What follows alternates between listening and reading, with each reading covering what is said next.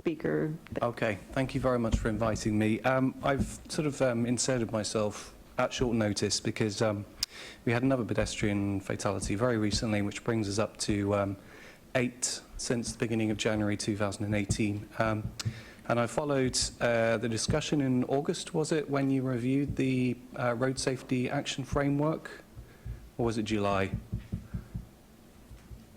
Anyway, and I heard people speak here, and I heard a very impassioned speech from Wayne Mason, which I believe you all supported afterwards, and it was good to hear that we're not happy and that we expect a lot more, which is exactly how I feel and many others feel.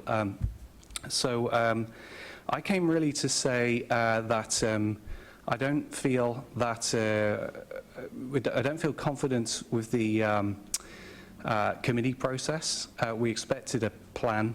That hasn't happened, and I really hope that that is becomes a priority. So looking back at the 2017, when the public participation feedback, public were invited to speak on this issue, the flowchart shows that we're expecting a countermeasures and action plan. I don't believe that's ever come to fruition. We have this framework which appoints the Road Safety Steering Committee, but that's not a public group, and we don't really understand what's going to be done when. So I just wanted to, I've already had a really good conversation privately with Tim and, is it Madam Chair or Miss Chair? I'm confused now. Councillor Nicholl. Councillor Nicholl, thank you. And that was a good conversation, and we were talking about opening up our traffic calming policy, which I think is quite, can be opened up a considerable amount, and we were looking at Ottawa's policy, which is very forward-thinking. So I hope that will be developed. There's still very little that we know about what's being done. We know that there's this 10 most dangerous intersections, and I was on one last night, and there was a car crash, so it's good to know they're being focused on. But we don't have a comprehensive plan, we don't have funding in place, and we don't really know how this really serious issue is going to be tackled HRM-wide. And I was doing some number crunching this morning, and by my reckoning, most of the 8 fatalities happened on major artery roads or connected with that. Gottingen was, I think, Guy turning off Gottingen, which is an artery road, I think. So it was sort of related to that infrastructure. So obviously we have a really serious issue with roads that are built to move traffic quickly and which don't provide pedestrians and cyclists enough safety. I also did some number crunching on your 2012 to 17 data, and I've got around 40% of incidents are happening at signalised intersections. That's a colossal figure. We released a film yesterday, shot at Spring Garden Road and Roby, about the hazards of turning traffic, because you have the hazard of left and right turning traffic, and it's all while the walk sign is on. And later that day, a 35-year-old lady was hit on that intersection. And it's not just the incidents, as I was discussing, it's the lack of safety that you feel when walking here, particularly when using crosswalks, which affects people's choice. It affects everything that you're doing with transit, because if we can't get to the bus safely, we're going to jump in the car. So the effects of this are really serious. I was looking at UK, where I'm from. We have safe crosswalks by design there.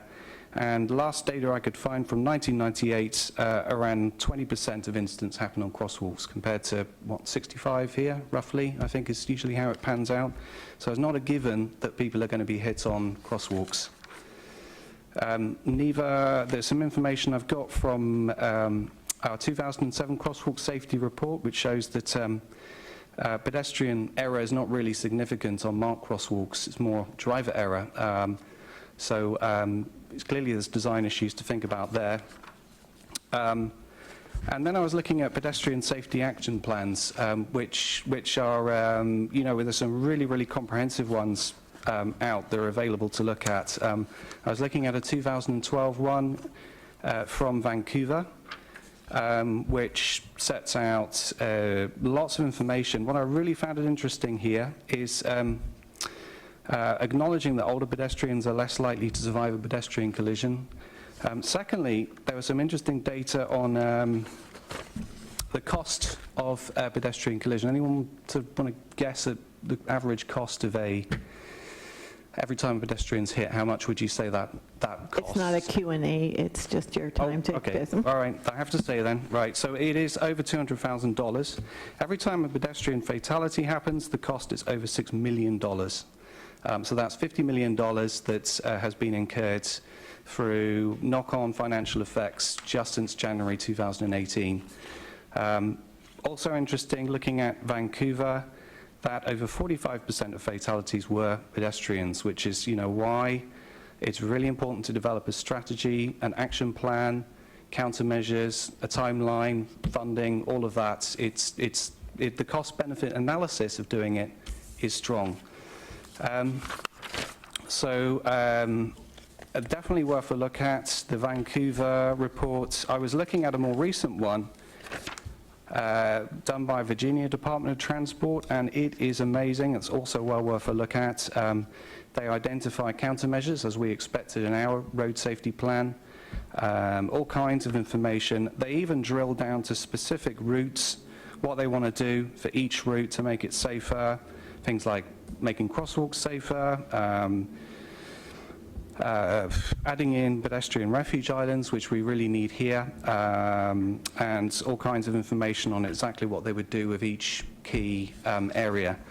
What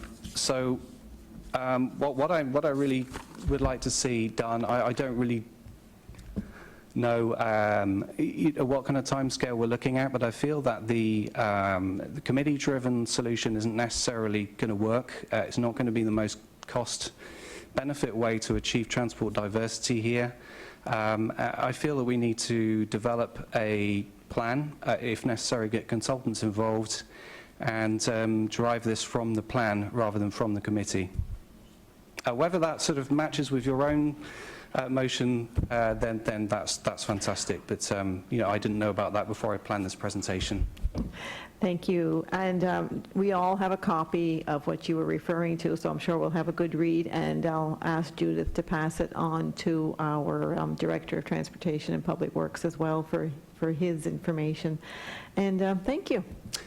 I've got one other question, if that's okay. A question? A question, that you don't yes. expect an answer to? Yes. Okay. Would that be okay? I did have a petition. I don't know if that's been handed to everybody. Yes, the petition was presented to Council Tuesday. Oh, it has. Brilliant. Okay. Thank you very much. Thank you.